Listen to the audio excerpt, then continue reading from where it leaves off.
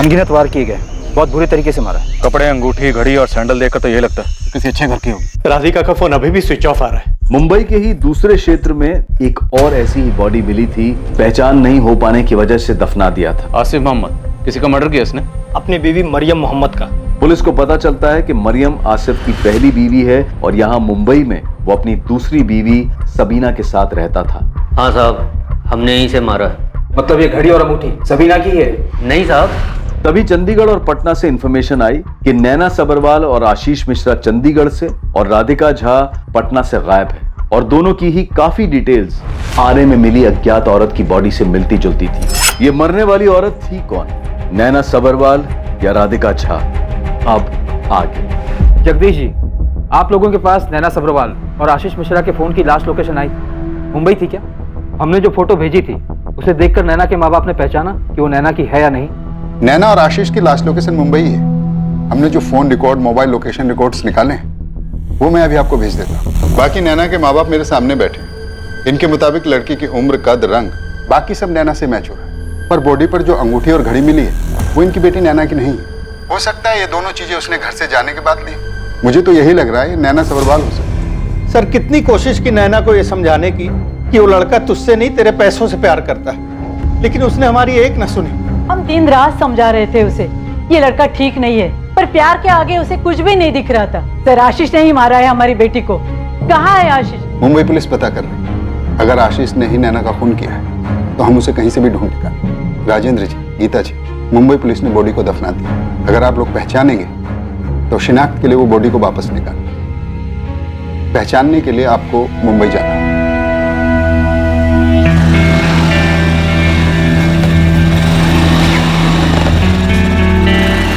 चंडीगढ़ के नैना सबरवाल और आशीष मिश्रा एक दूसरे से प्यार करते थे।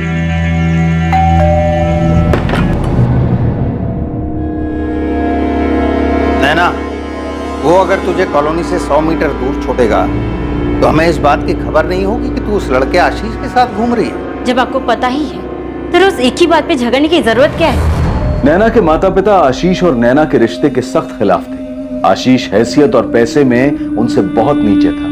ये झगड़ा, ये क्लेश नैना के लिए रोज की बात थी। जब नैना को समझ में आ गया कि उसके माता पिता इस रिश्ते को और आशीष को किसी भी कीमत पर नहीं अपनाएंगे तो नैना ने घर छोड़ने का फैसला किया। माता पिता के नाम एक चिट्ठी छोड़ी जिसमें उसने लिखा कि वो नैना को जाने दे और उसे उसकी जिंदगी आशीष के साथ उसकी खुशी से जीने दे, उन्हें ढूंढने की कोशिश ना करें। और अपने माँ बाप की नामंजूरी और गुस्से के बावजूद नैना आशीष के साथ भाग गई।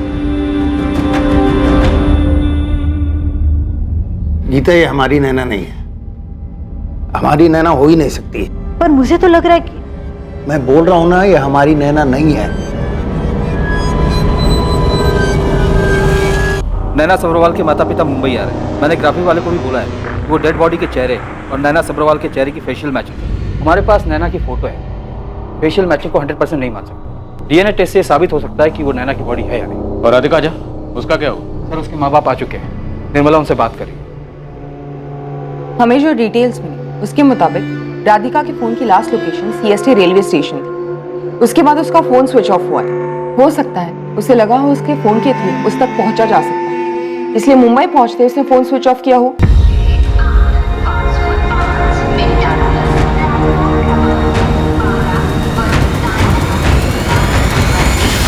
राधिका की घड़ी इतनी महंगी हो ही नहीं सकती। ये अंगूठी भी उसकी नहीं है, ना ही वो ऐसे कपड़े पहनती। हमने कभी उसे ऐसे कपड़े पहने में नहीं देखा। राधिका घर से भागी क्यों थी? यही तो समझ में नहीं आ रहा है। उसके भागने के 1 महीने पहले उसे देखने लड़के वाले आए थे। उसने खुद राजी खुशी शादी के लिए हाँ कही थी। उस दिन वो कितनी खुश लग रही थी, फिर पता नहीं घर छोड़कर क्यों भागी। पता किया हर जगह, सब पटना में हमारे घर के बाजू में जो दुकान थी वहां वो काम करती थी। वो अभी किसी को कुछ नहीं बताई, बस चुपचाप अपना सामान लेके निकल गई। पुलिस वाले बोल रहे थे शायद वो मुंबई गई होगी।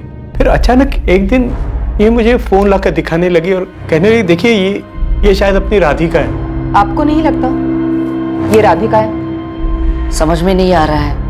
हमें नहीं पता वो घर से क्यों भागी होगी और ना ही हम ये जानते हैं कि उसे कौन और क्यों मारेगा।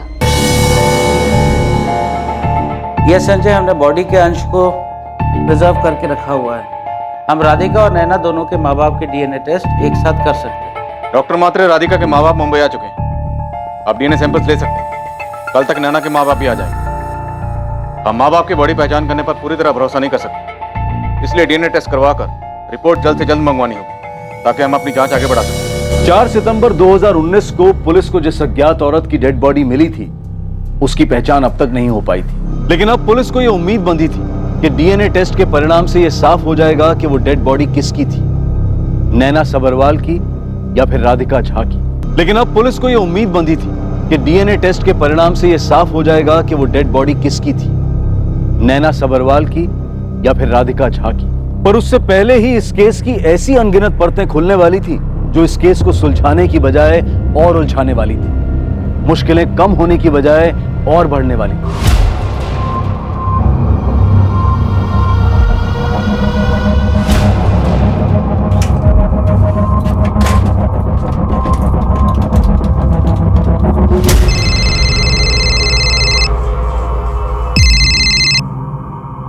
हेलो, सब्रवाल बोल रहा हूँ। अरे क्या किया तूने?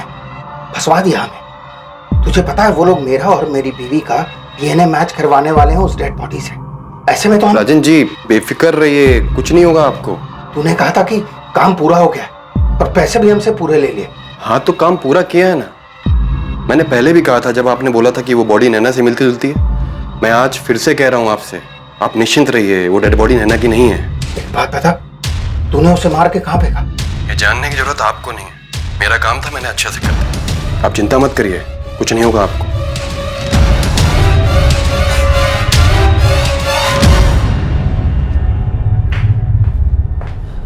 शीला जी, पहले आप आ जाइए।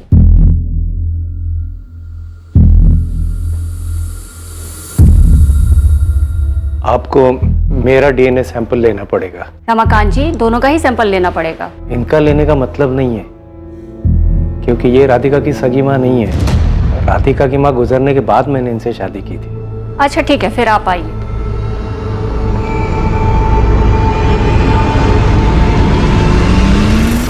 शब्बीर, ये फोटो देख ले, बाकी डिटेल मैं तेरे को तेरे मोबाइल में भेज रहा हूँ। लड़की का नाम राधिका झा है, इसका लास्ट लोकेशन वीटी है। बोले तो अब आगे किधर भी जा सकता है, समझा ना? तो अपने लड़के लोगों को ना वीटी से बैंड्रा तक पूरा काम पे लगा। उस्मान, तू भी देख ले, ये नैना सब्रवाल है और आशीष मिश्रा, दोनों का लास्ट लोकेशन गोरेगांव है। गोरेगांव? तब तो भाऊ ये लेडीज होगी जिसका बॉडी पुलिस को मिला है। वो डीएनए से कंफर्म होगा उस्मान। अभी तो तू वो कर जो अपन लोग हमेशा करते हैं। ये लोग पक्का ना किसी सस्ता लॉज में छुपा होगा जिधर सीसीटीवी वीसीटीवी नहीं होगा। चल लग जा अभी काम पे। ठीक है बाबू। सर, नैना और आशीष के फोन रिकॉर्ड के मुताबिक उन्होंने मुंबई में किसी से कांटेक्ट नहीं किया और उन दोनों के फोन यही मुंबई में स्विच ऑफ हुए। हो सकता है दोनों ने जानबूझकर ऐसा किया। दोनों घर से भागकर मुंबई आए थे, इसलिए अपने फोन बंद किए होंगे और जो भी फोन करना होगा वो पीसीओ या एसटीडी से किया होगा, क्योंकि दोनों इतना तो जानते थे कि नैना के फादर दोनों को ढूंढने की कोशिश जरूर करेंगे। हो सकता है सर, चंडीगढ़ पुलिस को भी नैना के पिता पर शक है। सर, राधिका के केस में भी एक इंटरेस्टिंग डेवलपमेंट। राधिका की माँ शीला उसकी असली माँ नहीं है, सौतेली माँ है। राधिका पहले खुशी खुशी शादी के लिए हाँ करती, उसके बाद भागकर मुंबई चली आती और बैकग्राउंड में कोई लव एंगल, प्यार मोहब्बत कुछ भी नहीं मिलता। इसलिए मैंने पटना पुलिस से कहकर उसके फैमिली मेंबर और जिस लड़के से उसकी शादी तय की है नितिन, उन दोनों की छानबीन करने बोला है। मैं उनके ही अपडेट का वेट कर रही हूँ। Excuse me sir, Patna police का ही फोन। नमस्ते सर। निर्मला, आपका शक बिल्कुल सही था, गड़बड़ सौतेली माँ की तरफ से ही।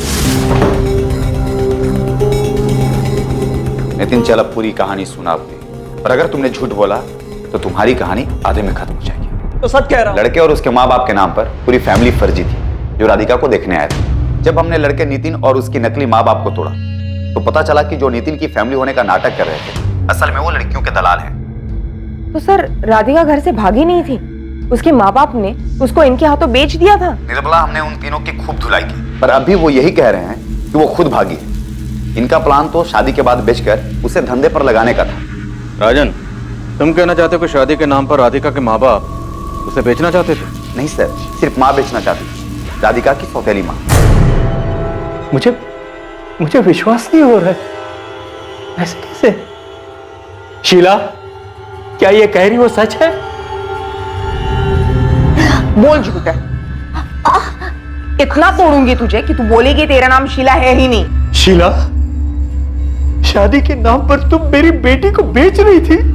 चल बोल, नितिन और उसके दलाल पार्टनर को नहीं बेचा तो किसने उनसे ज्यादा कीमत दी? राधिका को किसे बेचा? इसे बेचा या इसे? राधिका जा की कहानी तो समझ में आ गई। उसकी सौतेली माँ से बेचना चाहती थी, इसलिए वो घर से भागी। सर भाग गई या फिर उसकी माँ ने अच्छे दाम मिलने की उम्मीद में उसे कहीं गायब कर दिया। सर हो सकता है इसमें आसिफ मोहम्मद का हाथ हो। उसने राधिका को खरीदा हो और जब राधिका ने धंधा करने से मना कर दी तो उसे मारकर फेंक दिया। आरे के जंगलों में मिली लाश शायद राधिका झा की ही हो।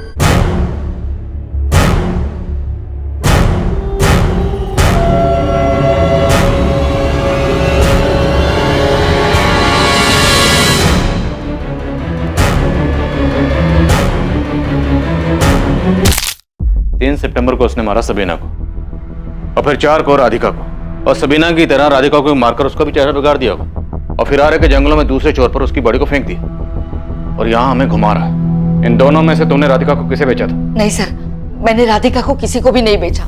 मैं मानती हूँ कि शादी के नाम पर मैं राधिका को नितिन और उसके साथियों को बेचना चाहती थी, लेकिन मैं ऐसा नहीं कर पाई क्योंकि उसके पहले ही राधिका घर छोड़ के भाग गई थी। आसिफ, सबीना के बाद तूने जिस लड़की को मारा और जिसका चेहरा कुचलकर आरे के जंगल में फेंक दिया वो यही है ना, राधिका झा? साहब, मैं इस लड़की की शक्ल पहली बार देख रहा हूँ। मैं तो इसे जानता तक नहीं हूँ। मैंने सिर्फ सबीना को मारा है साहब। अब सबीना इसको कहाँ से लाई होगी, इसके साथ क्या किया होगा, मैं कुछ नहीं जानता हूँ साहब। कसम से मैंने सबीना के अलावा किसी को नहीं मारा। तेरा एक मर्डर सबके सामने आ चुका है, सबीना का, और दूसरा हमारे सामने आया, राधिका झा का। अगर घूम फिर के हमें पता चला कि दूसरा मर्डर भी तूने किया है तो याद रखना एक तीसरा मर्डर होगा और जिसके बारे में किसी को कुछ पता नहीं चलेगा, और वो मर्डर तेरा होगा। तूने मेरी बेटी को बेचा? क्यों? अरे कैसी माँ है तू? क्यों किया मेरी बेटी के साथ ऐसा? क्यों? शांत हो जाइए, ये मत भूलिए ये पुलिस स्टेशन है। इस औरत पे मैंने कभी शक नहीं किया कि ये सौतेली माँ है तो मेरी बेटी का बुरा चाहेगी। अरे तब भी शक नहीं किया जब इसने राधिका के लिए रिश्ता लाई थी, तब भी नहीं। मैं कसम खा के कहती हूँ, मैंने राधिका को नहीं बेचा, वो खुद घर छोड़कर भाग गई है। अब तू चीख चीख के बोलेगी तभी तेरा जुर्म कम नहीं होगा। अब तू जेल में बैठ के नोट गिर। गोविंद, हमें आरे से जिस अज्ञात औरत की लाश मिली, बहुत मेहनत के बाद एक दिशा मिली, वो औरत राधिका जा सकती है। अब तो बेकार में कोई बांसुर मत फेंकना। आप इस बार सॉलिड खबर ला, आप सुन तो लीजिए एक बार। अब वो नैना सबरवाल और आशीष मिश्रा जिस गोरे गांव के लॉज में ठहरे थे, वहां से 3 सितंबर की रात 11:30 बजे बहुत ही हड़बड़ी में निकले और सर आपको लाश मिली है 4 सितंबर की सुबह 8 बजे। अब आप बोलिए साहब, 3 सितंबर की रात 4 तारीख की सुबह। साहब मेरे को तो लगता है ये बिना पहचान वाली औरत की बॉडी ना नैना सबरवाल की है। हाँ सर, मैंने बताया था कि वो दोनों लड़का और लड़की मेरे ही लॉज में ठहरे। ये उन दोनों की आइडेंटिटी कार्ड की जेरॉक्स कॉपीज है जो उन्होंने रूम लेते वक्त दी थी। सर उन दोनों ने 2 सितंबर की सुबह चेक इन किया था और 3 दिन के लिए रूम बुक किया था। बोल रहे थे गणपति विसर्जन देखने के लिए मुंबई आए। सर पता नहीं क्या हुआ, अचानक 3 तारीख की रात हड़बड़ी में चेकआउट करके निकल गए। सर आपकी तो 5 तारीख तक की बुकिंग है। हाँ मुझे पता है, पर कुछ जरूरी काम आ गया था तो हमें निकलना पड़ रहा है। और हमें हमारे एक दिन के बुकिंग के पैसे भी वापस चाहिए। सॉरी मैम, पैसे तो वापस नहीं मिलेंगे। आपकी बुकिंग हो चुकी है, आपकी वजह से मैंने रूम किसी और को नहीं दिया। देखिए हम समझते हैं, लेकिन हमें निकलना पड़ेगा वरना। प्लीज सर कर दीजिए, हमें बहुत जरूरत है वरना हम बोलते ही नहीं। क्या बात है, आप लोग बहुत परेशान लग रहे हो। नहीं ऐसी कोई बात नहीं है, और पैसे आप रखिए। चलो सुनिए तो, अरे बताइए तो सही, आप बहुत हड़बड़ी में थे, कुछ तो परेशानी थी। कुछ बताया यहाँ के बाद वो कहाँ जाने वाले? अरे कहाँ से, वो लोग तो ऐसे भागे जैसे उनके पीछे भूत पड़ा हो। जिस वक्त वो यहाँ से गए लड़की ने ये कपड़े पहने हुए थे? नहीं सर, ये नहीं थे। सर सच बताओ तो मुझे याद नहीं है क्या कपड़े पहने थे। गोविंद ने पूछा था मुझे, मैंने तब भी यही कहा था। साहब पक्का बॉडी नैना का ही है, वरना आप ही बोलो इतनी रात में हड़बड़ा के क्यों निकले? कोई पीछे पड़ा होगा तभी ना, और उन लोगों को पता चला निकल लिया उधर से, लेकिन उसने पकड़ा और मार के इधर फेंक दिया। और आशीष वो कहाँ है? उसको कोई मार के फेंक दिया होगा साहब, और मैं तो बोलता पक्का उसको मुंबई के बाहर मारा है, तभी तो उसका बॉडी इधर नहीं मिल रहा है। बन गई तेरी थ्योरी, तहकीकात भी पूरी होगी, केस सॉल्व है ना? अभी कहाँ साहब, अभी तो आशीष को भी ढूंढ के निकालेंगे। हाँ कुलकर्णी, अब ये मत बोलना कि नैना और राधिका के अलावा कोई और भी मिसिंग निकला।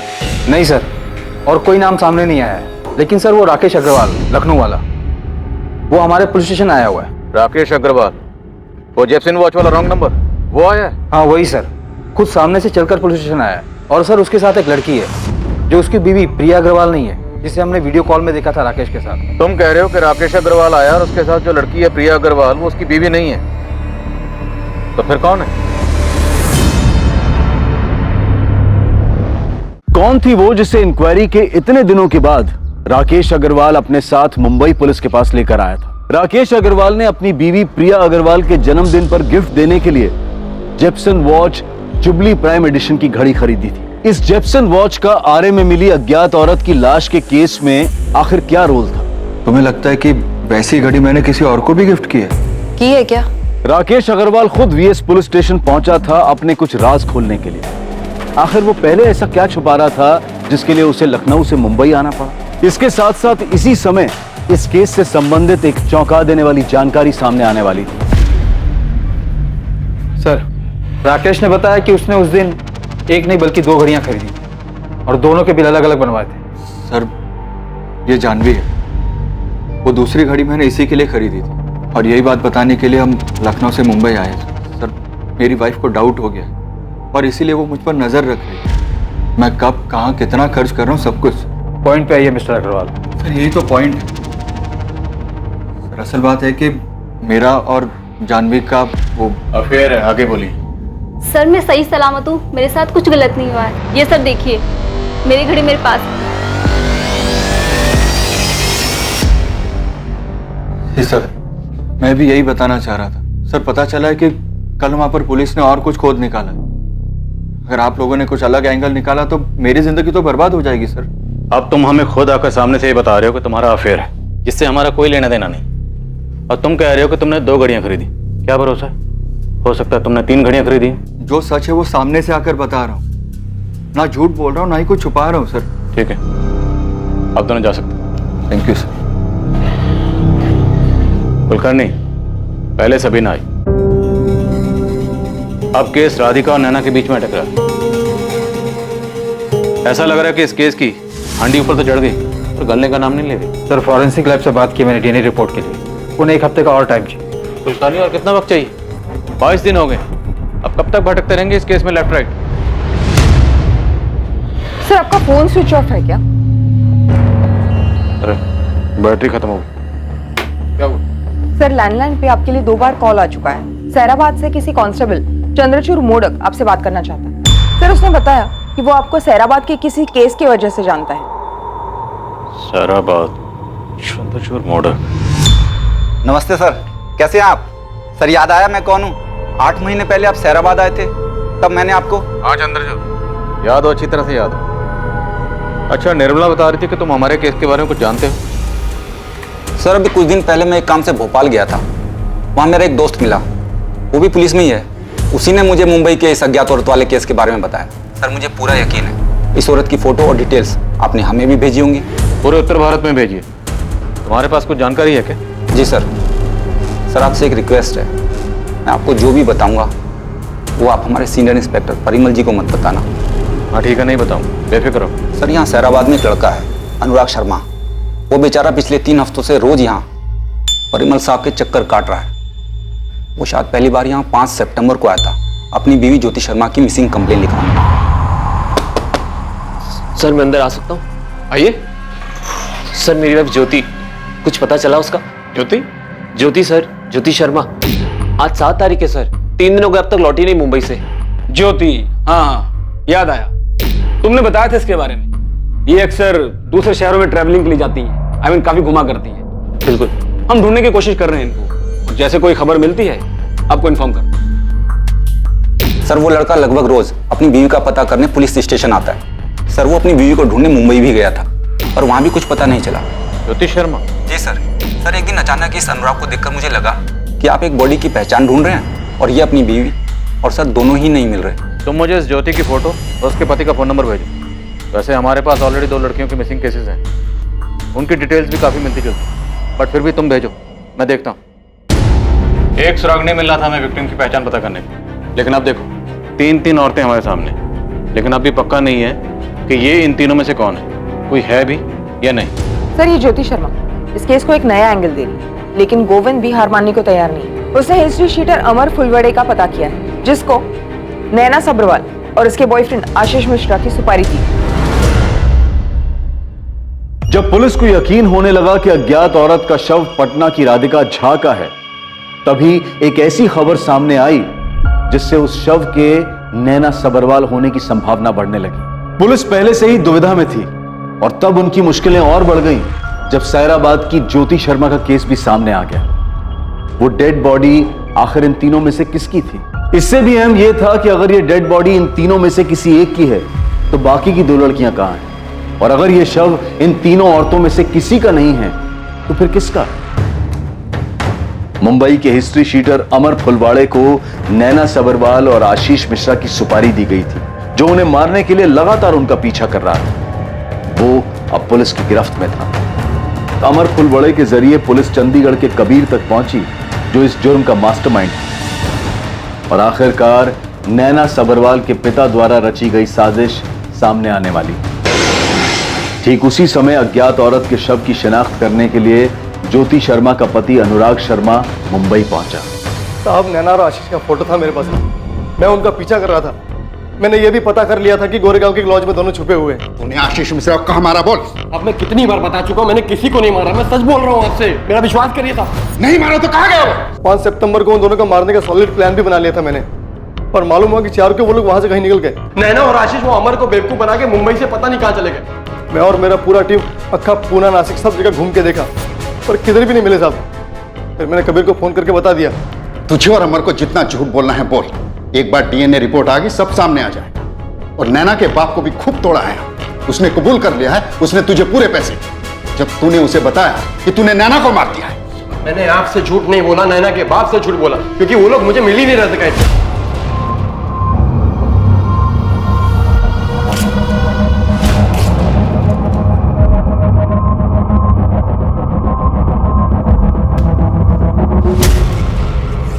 पता नहीं साले दोनों कहां चले गए, मिल ही नहीं रहे और शायद मिलेंगे भी नहीं। मिलेंगे नहीं तो बोल दो उसके बाप को मार दिया, वो साला कौन सा ढूंढने जाएगा और अपना पैसा भी मिल जाएगा। सर, मैंने राजेंद्र जी को झूठ बोला कि हमने उन दोनों को मार दिया, पर हमने किसी को नहीं मारा था। इसलिए हमने उनको गारंटी भी दी कि डीएनए रिपोर्ट में कुछ नहीं होगा, कुछ नहीं मैच होगा। सर, मुंबई का हिस्ट्री शीटर अमर और चंडीगढ़ का कबीर दोनों एक ही सुर में एक ही बात बोल रहे हैं। दोनों की अच्छे से धुलाई करो। कम से कम इतना तो पता चले कि राजेंद्र ने अपनी बेटी की सुपारी दी थी। बाकी डीएनए रिपोर्ट से साफ हो जाएगा। फिर देखते हैं दोनों एक ही सुर में सच बोलते हैं या झूठ। ज्योति शर्मा के हस्बैंड अनुराग शर्मा ने सारा सामान पहचान लिया। उसका ये कहना है कि सारा सामान ज्योति का ही है। चलो।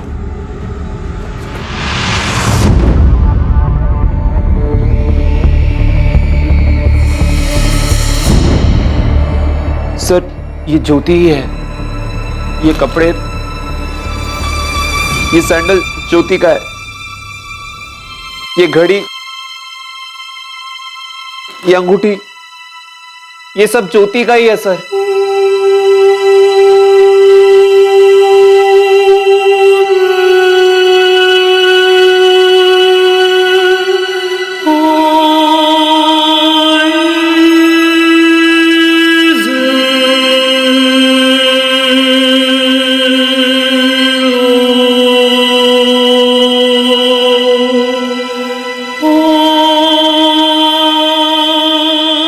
सर, ये मेरी बीवी ज्योति है। अनुराग जी, आज 25 दिन हो, पूरे 25 दिन। इन 25 दिनों में आपको एक बार भी ऐसा नहीं लगा कि आपको अपनी पत्नी को यहाँ पे ढूंढना चाहिए था? ढूंढना चाहिए था सर। पिछले 25 दिनों से मैं हर रोज इंस्पेक्टर परिमल के पास जा रहा हूँ। मुंबई भी आया मैं, उस कंपनी में भी गया जहाँ ज्योति ने 3 सितंबर को आखिरी मीटिंग की थी। यहाँ तक कि बोरीवली के उस होटल में भी गया जहाँ पे ज्योति रुकी थी और 4 सितंबर की सुबह चेकआउट करके वो एयरपोर्ट के लिए निकली है। ये सारी डिटेल्स मैंने खुद निकाली है सर। इंस्पेक्टर परिमल को हाथ में दिए, उसे रिक्वेस्ट किया सर प्लीज कुछ कीजिए, पर वो बस कहते रहे हम ढूंढ रहे हैं, हम ढूंढ रहे हैं। ये ढूंढ रहे थे वो, और अब उल्टा मुझे कह रहे कि मैं ज्योति की परवाह नहीं करता, मैं उसे नहीं ढूंढ रहा था। अच्छा, ये मेरी गलती है क्या कि अनुराग मुंबई गया, वहां पे इतना सब कुछ पता किया, पर किसी पुलिस स्टेशन में नहीं गया? इंस्पेक्टर संजय, मैं जूनियर नहीं हूँ, आपका और मेरा ओहदा सेम है, तो जरा अपना लहजा संभाल के बात कीजिए। जरूर संभाल के करता। अगर आपने अपनी ड्यूटी संभल के की होती, अगर आपने जरा सी मेहनत की होती ना, तो ज्योति के फोन रिकॉर्ड से आपको सारी डिटेल मिल जाती। हाँ, तो अब तो आपको डिटेल्स मिल गई होंगी या अब भी नहीं मिली? 24 दिन इंस्पेक्टर परिमल, 24 दिन एक औरत की लाश बिना पहचान के सड़ती रही। अगर आपने अपना काम ठीक से किया होता तो 24 दिन नहीं लगते। एटलीस्ट एक पति अपनी पत्नी का क्रियाक्रम तो ठीक से कर पाता। लड़की मुंबई में गायब हुई थी। मैंने उसके पति को 1000 बार समझाया कि ये केस मुंबई में उस एरिया की पुलिस के पास जाएगा जहां से लड़की गायब हुई है। एरिया मुंबई के किसी भी पुलिस स्टेशन का होता। बॉडी के ऊपर जो सामान मिला था अनुराग ने देखते ही पहचान लिया कि ये ज्योति का है। ये पहचान 24 दिन पहले भी हो सकती थी। अरे अजीब बात कर रहे हैं आप। मुझे क्या सपना आएगा कि उसका मर्डर हुआ है? किसी के साथ भाग भी तो सकती है उसे छोड़कर। लापरवाही, सिर्फ लापरवाही। अनुराग जी, मैं ज्यादा कुछ तो नहीं कह सकता, but I am really very sorry. अब हमारे पास ज्योति की डिटेल्स हैं। ज्योति के साथ इंसाफ होगा। यस सर, ये लेडी हमारे होटल में ठहरी थी। इनके पति भी इनके बारे में पता करने आए थे, लेकिन सर ये 4 सितंबर की सुबह यहाँ से चेकआउट कर गई। आइए मैं आपको दिखाऊं। ये देखिए रजिस्टर, 2 सितंबर दोपहर 2 बजे चेक इन किया था और 2 दिन के रूम बुक किया था। मिस्टर ऋषि, मुझे आपके होटल के 2 सितंबर से लेकर 4 सितंबर तक के सारे सीसीटीवी फुटेज चाहिए।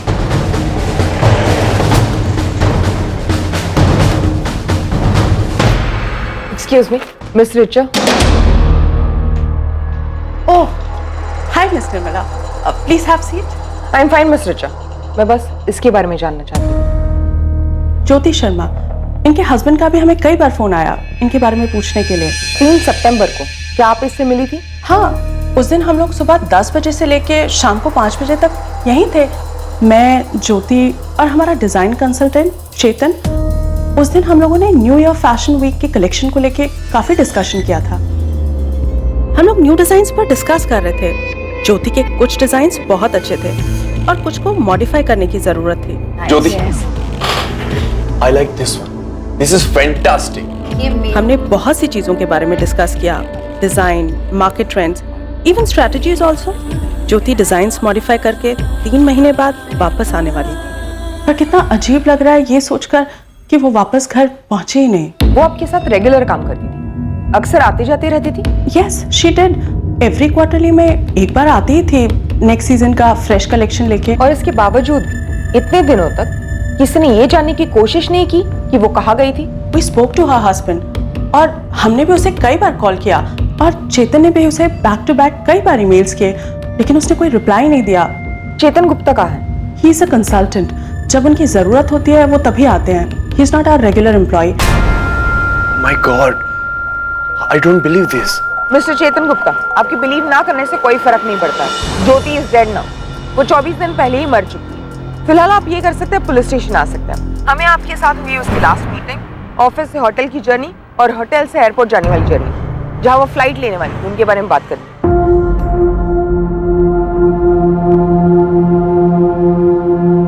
ज्योति, तुम्हारा विंटर कलेक्शन बहुत अच्छा है। I really like your designs. Thanks यार, बट अब बहुत काम बचा है। So, तुम कल जा रही हो या फिर कोई और क्लाइंट मीटिंग लाइन अप है? अब बस घर जाना है।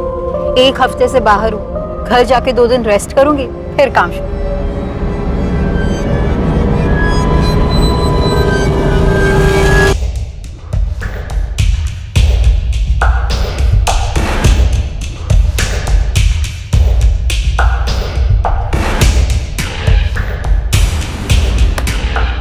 सर 2 दिन में होटल में उससे कोई मिलने नहीं आया। और इन 2 दिनों में ज्योति ने डीआर डिजाइनर कंपनी के ओनर रीचा और उनके कंसल्टेंट चेतन गुप्ता, जिन्हें ज्योति अपने डिजाइन सप्लाई करती थी, इन दोनों के अलावा किसी से बात नहीं की। ताज्जुब की बात है, सीसीटीवी में भी साफ दिख रहा है कि आपकी बीवी ने 4 सितंबर की सुबह 3:30 बजे होटल से चेकआउट किया, पर एयरपोर्ट जाने के लिए उन्होंने क्या और कहाँ से ट्रांसपोर्ट लिया था ऐसा कुछ पता नहीं चल रहा। ये देखिए, ज्योति ने बिल का पेमेंट पहले ही कर दिया था, अब वो सिर्फ रूम की चाबी दे रही है।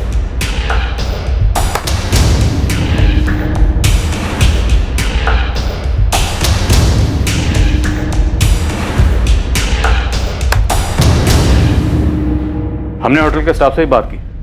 ज्योति ने एयरपोर्ट जाने के लिए वहां से कोई ट्रांसपोर्ट नहीं मंगवाई, टैक्सी ऑटो कुछ भी नहीं। सर वो टैक्सी बुक करने के लिए हमेशा स्पीड अप कैब यूज करती थी।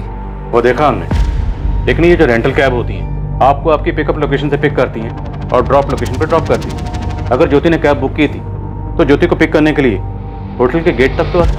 हाँ, क्योंकि एक दिन पहले 3 सितंबर को ज्योति ने जो कैब बुक की थी उसका ड्रॉप लोकेशन होटल का एंट्रेंस है, जो कि सीसीटीवी में भी साफ दिख रहा है। ये देखिए।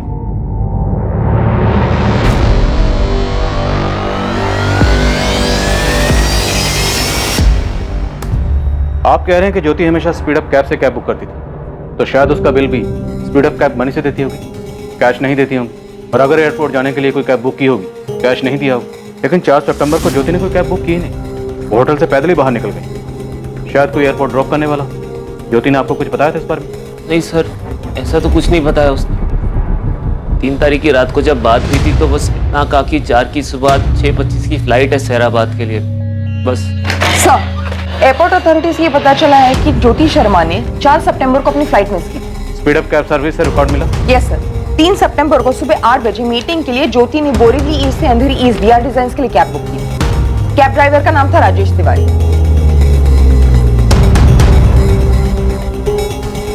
3 सितंबर की शाम को ही 5:25 पर ज्योति ने कैब बुक की थी अंधेरी ईस्ट से बोरीवली ईस्ट अपने होटल के लिए। कैब ड्राइवर का नाम था अजय देशपांडे।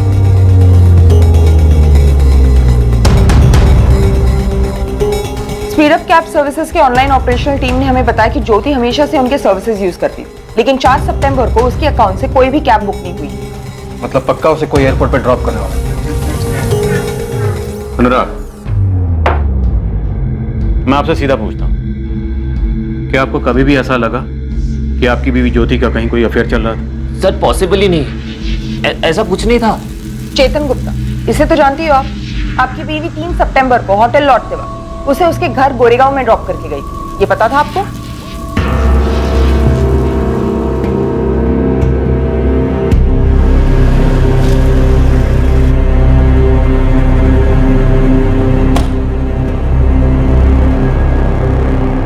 सर चेतन का तो पता नहीं, पर अपनी बीवी को बहुत अच्छे से जानता हूं मैं। हमारी शादी को 3 साल हो चुके थे सर। हमारी लव मैरिज हुई थी, हम एक दूसरे से बहुत प्यार करते थे, हम खुश थे एक दूसरे के साथ, लॉयल थे, ना कि सर। राग, उस रात होटल में जिस सिक्योरिटी गार्ड की ड्यूटी थी उससे भी बात की हमने। उसका भी यही कहना था कि वो किसी जानने वाले के साथ ही गई थी। सर मैंने उन मैडम को जाते हुए देखा था। मैंने उनसे पूछा भी कि मैं उनके लिए कोई ऑटो या टैक्सी बुलाऊं।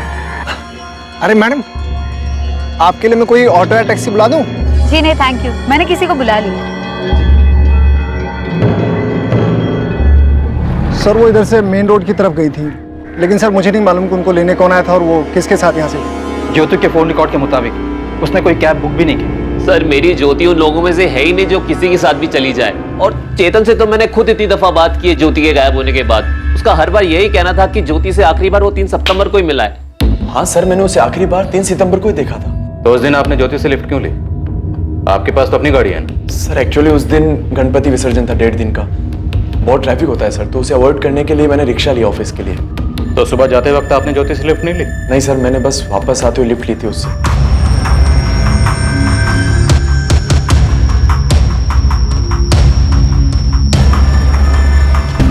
सर मैंने ज्योति को ऑफर नहीं किया था, और मैंने ज्योति ने मुझसे कहा था कि मैं उसे एयरपोर्ट पे छोड़ दूं। वैसे भी सर ज्योति फर्स्ट टाइम मीटिंग के लिए मुंबई नहीं आई थी, वो अक्सर आती रहती है और अपना ट्रांसपोर्ट वो खुद मैनेज करती है। देखो हमें इतना तो पता है कि जो मारेगी वो ज्योति है। हम सब कुछ चेक करेंगे, उसके calls, SMS, social networking accounts, email, सब कुछ। तो बॉस, अगर तुम्हें लगता है कि तुम बच जाओगे तो गलत लग रहा है। आप मुझे डरा क्यों रहे हैं सर? सर ऐसा कुछ भी नहीं है। ज्योति वॉज लाइक, मतलब हम दोनों सिर्फ साथ में काम करते हैं सर, इससे ज्यादा हमारे बीच में कुछ भी नहीं है। उस दिन उस औरत के साथ ये आदमी था जब तूने उसे बोरीवली से अंधेरी ईस्ट में छोड़ा था? नहीं साहब, ये नहीं था। वो तो अकेली थी और पूरे टाइम मोबाइल पे बिजी थी साहब। मैंने उन्हें बोरीवली में होटल के बाहर से पिक किया था और अंधेरी ईस्ट में छोड़ा था। रास्ते में बीच में कहीं भी नहीं रुके थे। वो पूरे टाइम मोबाइल पे थे? जी। तुझे कैसे पता? बुड़ के देख रहा था तू? नहीं साहब, वो एक आध बार मिरर में देखा ना तो पता चला। गाड़ी चलाते वक्त मिरर में देखता रहता है पीछे कौन क्या कर रहा है? नहीं साहब, पीछे कोई गाड़ी है कि नहीं ये देखने के लिए नजर जाती है ना साहब, उसी में देखा था। हाँ साहब, यही साहब थे उस दिन मैडम के साथ। इनको गोरेगांव दिंडोशी सिग्नल के पास एक सोसाइटी के बाहर छोड़ा था मैंने। इनके लिए तो मैडम ने खास बोला था फ्लाईओवर से गाड़ी मत लेना, इनको रास्ते में छोड़ना था। फिर क्या साहब, मैडम को बोरीवली इस होटल के पास छोड़ा और वहां से मैं निकल गया। तो मारा क्यों तूने उसे? हाँ अब आप क्या बात करें, मैं क्यों मारूंगा मैडम को? तूने नहीं मारा तो किसने मारा उसे? मुझे क्या मालूम साहब, मैं तो मैडम को होटल पे छोड़ के वहां से निकल गया था। आप चाहिए तो स्पीड अप कैब के बुकिंग ऑफिस से पता कर लो, मैं वहां रुका तक नहीं था साहब। आप कुछ भी बोल रहे हैं सर, ऐसा कुछ भी नहीं है। मेरी ऑलरेडी एक गर्लफ्रेंड है सर, और ज्योति से मेरा कोई अफेयर नहीं है। अगर अफेयर होता भी तो मैं उसे क्यों मारूंगा? तो तुम कहना चाहते हो कि तुमने ज्योति को नहीं मारा? हाँ सर, मैं कितनी बार कह चुका हूं आपसे कि मैंने ज्योति को नहीं मारा। ज्योति की लाश जिस दिन मिली थी उसके 12 दिन बाद दफना दी गई थी, क्योंकि उसकी पहचान नहीं हो पाई थी, और अब पहचान करने के लिए ही उसे वापस बाहर निकाला जा रहा था। अनुराग ने बॉडी को पहचान लिया था, वो उसकी बीवी ज्योति शर्मा ही थी, ना नैना सब्रवाल थी और ना ही राधिका झा। डीएनए रिपोर्ट से भी यही साबित हुआ कि वो बॉडी राधिका झा और नैना सब्रवाल में से किसी की नहीं थी। हाँ जगदीश, नैना और आशीष का कुछ पता नहीं चला है। हम इस केस पर एक दूसरी टीम लगा रहे हैं। नहीं, अब उसकी कोई जरूरत नहीं। हमें नैना की चिट्ठी मिली, उसने लिखा है कि उसने और आशीष ने शादी कर ली, अब वो बिल्कुल ठीक है, और एक रिक्वेस्ट भी की कि ये हम किसी को ना बताएं कि वो अब कहाँ है। चलो अच्छा है, आपका केस तो अच्छे नोट पे क्लोज हुआ। और आपका? अच्छे नोट पे तो नहीं, पर अब हमें पता चल गया कि वो डेड बॉडी किसकी थी। ज्योति शर्मा नाम था उसका। अब हमें उसके कातिल और कत्ल के मकसद का पता लगा। ज्योति का कत्ल और उसके कत्ल का मकसद बेहद चौंकाने वाला था, और इस केस में पुलिस की जांच जैसे जैसे आगे बढ़ने वाली थी उसमें कोई खास उतार चढ़ाव नहीं आने वाला था। पर सबसे दुखद बात यह थी कि ज्योति ने एक ऐसी गलती, एक ऐसी लापरवाही की थी जिसकी कीमत उसे अपनी जान देकर चुकानी पड़ी। इस गलती के बारे में उसके परिवार में भी किसी को नहीं पता था, सब इससे अनजान थे।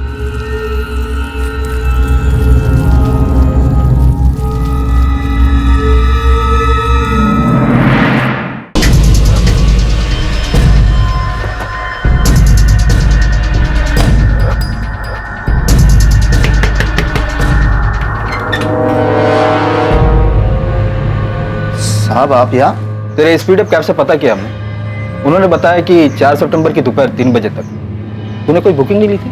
हाँ साहब, नहीं लिया होगा, वो तबीयत ठीक नहीं रहती तो नहीं लेता बुकिंग साहब। उस दिन तबीयत खराब थी तेरी? हाँ साहब। तो फिर तू पूरे दिन घर पे ही रहा होगा? हाँ साहब, क्यों पूछ रहे? तो फिर सुबह 9:30 बजे चिन्मय पाटिल के गैराज पे तेरी गाड़ी खुद ब खुद चली गई थी धुलने के लिए।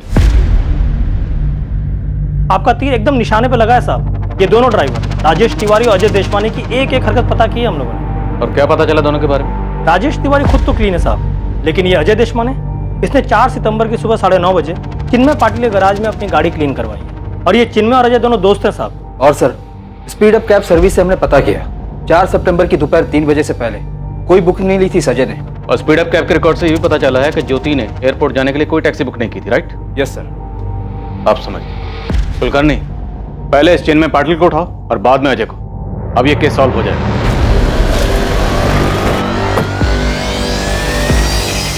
चिन्मय पाटिल। जी मैडम, मैं ही हूँ। 4 सितंबर को अजय देशवानी की गाड़ी तूने धोई थी? हाँ मैडम, वो हमेशा गाड़ी धुलवाने के लिए मेरे पास ही आता है, दोस्त है वो मेरा। आज तेरी धुलाई की बारी है, चल। हाँ साहब, खून के धब्बे थे गाड़ी में। और खून के धब्बे देखने के बावजूद तूने गाड़ी को धो दिया, पूछा नहीं उससे? नहीं साहब, मैंने पूछा था उससे।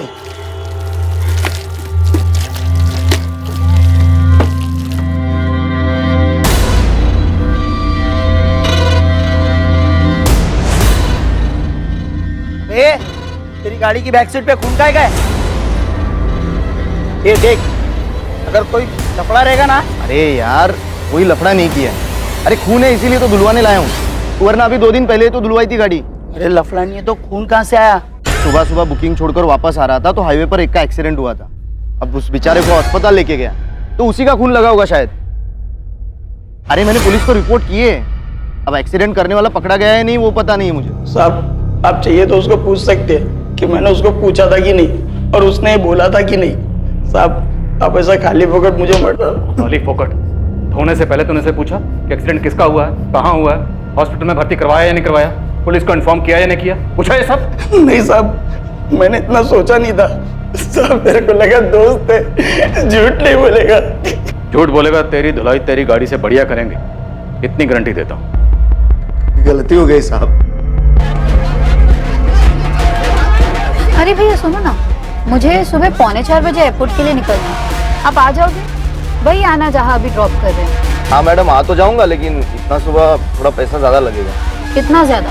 1500 रुपए लगेंगे मैडम। 1500? हाँ।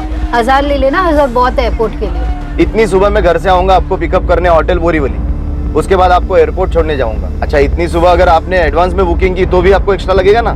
फालतू में टाइम जाएगा मैडम। मतलब वो गाड़ी टाइम पे आई नहीं आई। अच्छा चलो ठीक है, 1200 ले लेना, पर आ जाना। ठीक है मैडम, आ जाऊंगा।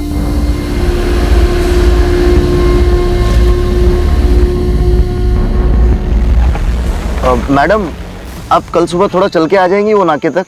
क्या है ना, सुबह अगर कोई गाड़ी लेके आया होटल में तो ना वो निकल पाएगा ना मुझे निकलने देगा, फालतू में टाइम खराब होगा और चेकिंग वेकिंग में भी टाइम जाएगा ना। अच्छा, जिस नाके से अभी हमने टर्न लिया वहीं पर आना है? हाँ वही। मैं ठीक 3:30 बजे पहुंच जाऊंगा, आप आ जाना।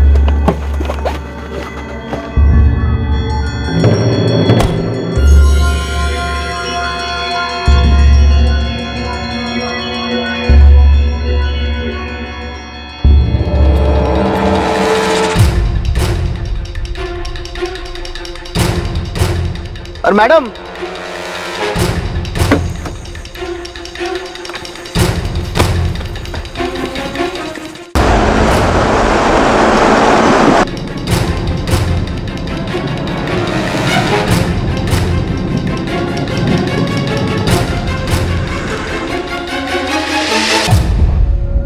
मतलब तो पहले से सोच के आया था कि मर्डर करना है, इसलिए होटल के सीसीटीवी के बाहर बुलाया।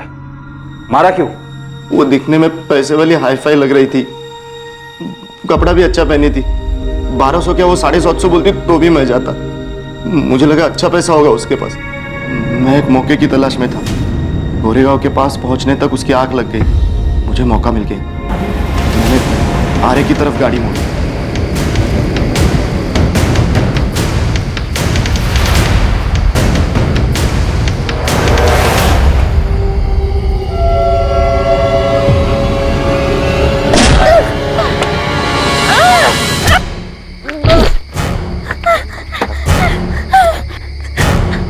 रोक! बचाओ! रोक! बचाओ! रोक! प्लीज मत मारो मुझे, मत मारो। तुम्हें जो चाहिए ले लो, प्लीज मत मारो।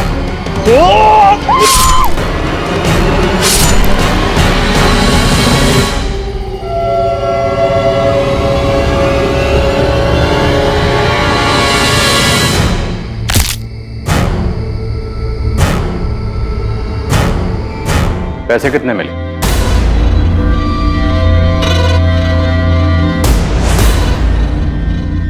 पर्स में भी खाली 3000 कैश निकला। वो 3000 के अलावा और कुछ नहीं मिला साहब। मैंने सोचा वापस जाकर घड़ी अंगूठी सोने वने का कुछ होगा तो निकाल लूंगा, पर फिर मैं डर गया। वापस गया और कोई आया तो मैं फंस जाऊंगा। तो उसे देखकर तुझे लगा कि इसके पास बहुत कैश होगा? हाँ साहब, गाड़ी में वो साहब और मैडम डिजाइन की कुछ 25-50 लाख की बात कर रहे थे। मुझे लगा 40-50 हजार तो होगा ही इनके पास। ज्योति के अलावा और कितने लोगों को मारा तूने? और कितने लोगों को लूटा? नहीं साहब, और किसी को नहीं लूटा, और किसी को नहीं मारा मैंने। वो तो मैंने सोचा था इनको बेहोश करके लूट लूंगा और छोड़ दूंगा, पर वो मैडम जाग गई और गाड़ी में चाकू फ्रूट काटने के लिए रखता है? साहब वो तो मैंने अपने लिए रखा था कि रात में कोई मुझे ना लूट ले। तुझे लूटेगा कोई? तुझे लूटेगा? हाँ? तुझे लूटेगा कोई?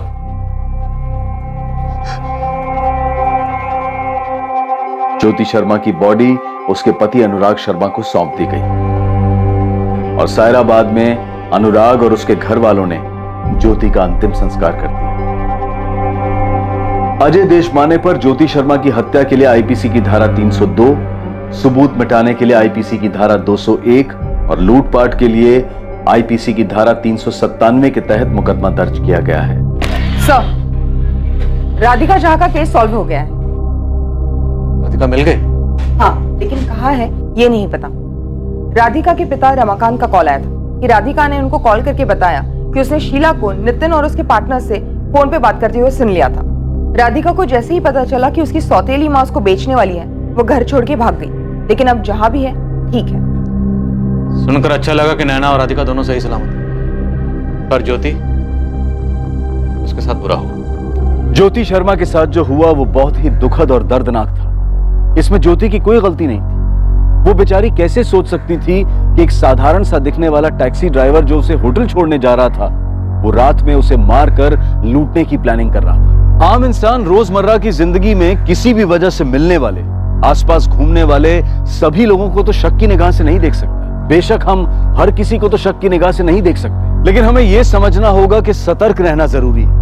अगर आप देर रात कहीं अकेले जा रहे हो तो अनजान व्यक्ति पर भरोसा ना करें और अपनी पूरी इंफॉर्मेशन अपने सगे संबंधियों, अपने दोस्तों तक पहुंचाएं। ऐसा जरूरी नहीं है कि हर इंसान अपने दिमाग में कोई षड्यंत्र लेकर घूम रहा है, लेकिन यह पहचान पाना भी तो मुश्किल है ना कि किसके इरादे नेक हैं और किसके नहीं। अब मैं अनूप सोनी आपसे विदा लेता हूं और याद रखिए, क्राइम और आपके बीच में सिर्फ इतना फर्क है कि आप कितने सतर्क हैं। सतर्क रहें, सुरक्षित रहें। जय हिंद।